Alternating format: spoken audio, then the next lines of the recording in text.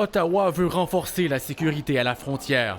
Nos frontières sont fortes et sécuritaires, mais nous pouvons toujours en faire plus. Le ministre de la Sécurité publique dépose un projet de loi qui donnerait plus de pouvoir aux autorités pour s'attaquer entre autres au trafic de drogue et au passage de migrants. Quand on sait l'importance qu'accorde l'administration Trump à la lutte au fentanyl, il y a des mesures dans ce projet de loi-là qui visent directement à donner les pouvoirs aux autorités policières pour bien lutter contre la production, l'exportation de fentanyl. Le projet de loi viendrait éliminer les obstacles à la perquisition et à la fouille du courrier. Il faciliterait aussi l'accès et le partage de renseignements entre les agences.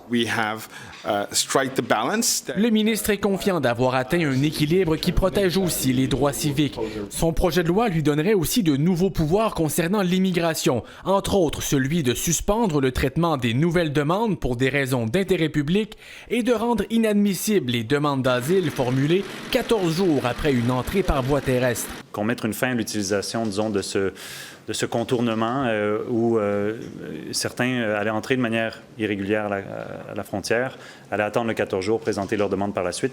Ça agit aussi comme un déterrent ou un désincitatif pour ne pas inciter les gens à traverser de manière illégale la frontière, sachant qu'il n'y a plus accès à cette exemption-là, si vous voulez.